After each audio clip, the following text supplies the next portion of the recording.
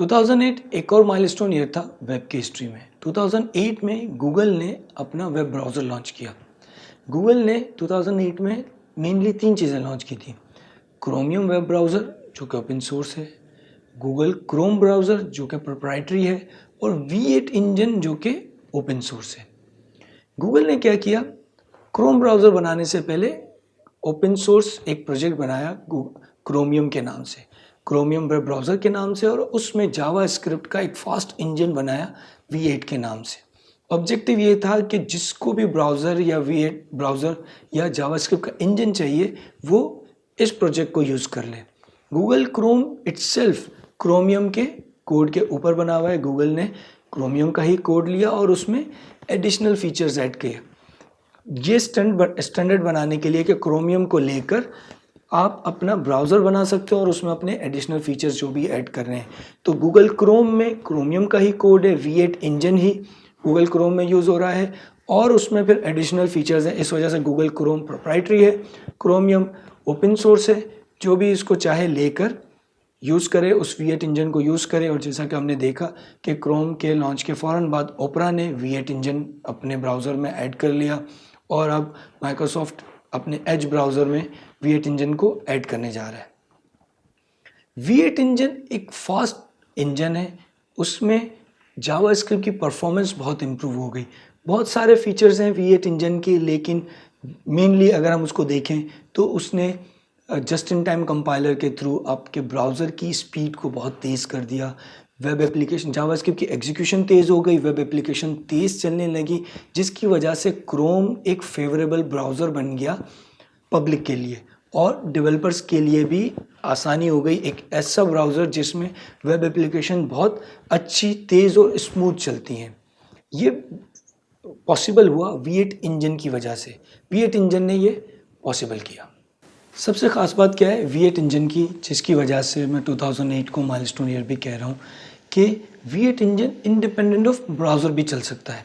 V8 engine को जावा script का engine जो कि है उसको चलने के लिए ब्राउज़र की ज़रूरत नहीं है। इससे क्योंकि गूगल क्रोम ने इसको इम्प्लीमेंट ही ऐसे किया था कि V8 इंजन को चलने के लिए किसी ब्राउज़र की ज़रूरत ना हो। इसका बेनिफिट ये हुआ कि 2009 में रायन डाल ने V8 इंजन को लेके, क्योंकि वो ओपन सोर्स था, एक प्रोजेक्ट बनाया Node.js के नाम से। उसकी ख़ास बात ये थी कि अब आप जावा स्क्रिप्ट को सर्वर साइड एप्लीकेशन बनाने के लिए भी यूज़ कर सकते हैं, क्योंकि V8 इंजन लिखा ही ऐसे गया था कि वो ब्राउज़र के बगैर चल सके। तो Node.js ने उसी V8 इंजन को लिया और उसमें कुछ फीचर्स ऐड करके सर्वर साइड प्लेटफॉर्म लॉन्च कर दिया Node.js के नाम से। इसका बेनिफिट सर्वर साइड की इम्प्लीमेंटेशन और सर्वर साइड के जितने भी प्रोग्राम्स बनते थे उसमें जावा स्क्रिप्ट अब एक एडिशनल एडिट लैंग्वेज के तौर पे यूज़ होने लगी कि अगर आपको एक अल्टरनेट चाहिए लैंग्वेज का सर्वर साइड एप्लीकेशन के लिए तो उसमें भी जावा स्क्रिप्ट यूज़ हो सकती है।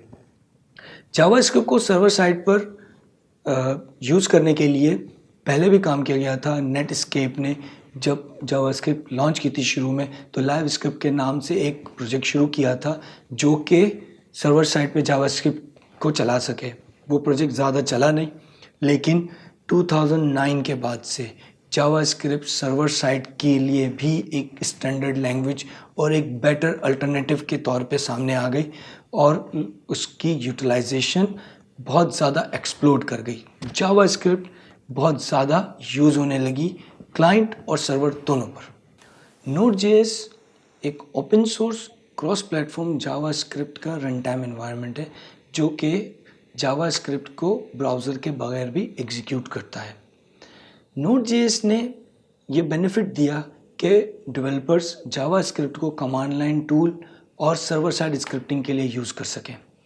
Node.js का इकोसिस्टम बहुत तेज़ी से बढ़ गया, बहुत बड़ा हो चुका है अब Node.js का इकोसिस्टम। बहुत सारे इम्प्लीमेंटेशंस आ चुकी हैं और एक स्टैंडर्ड, एक बेटर अल्टरनेटिव है Node.js सर्वर साइड प्रोग्रामिंग के लिए। V8 का एक और ख़ास बात थी, क्योंकि V8 इंजन विदाउट ब्राउज़र चल सकता है, उसकी वजह से एक और प्रोजेक्ट लॉन्च हुआ इलेक्ट्रॉन के नाम से, जिसकी बेस पे आप डेस्कटॉप एप्लीकेशन बना सकते हैं।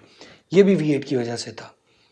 Node.js के फीचर्स की वजह से, Node.js की इस सर्वर साइड इम्प्लीमेंटेशन की वजह से जावास्क्रिप्ट एक यूनिवर्सल लैंग्वेज बन गई जो कि क्लाइंट और सर्वर साइड दोनों पे यूज़ हो सकती है। अब आपको एक सिंगल लैंग्वेज मिल गई जिसके थ्रू आप एक जावास्क्रिप्ट को लर्न करके क्लाइंट और सर्वर दोनों के लिए एप्लीकेशन बना सकते हैं।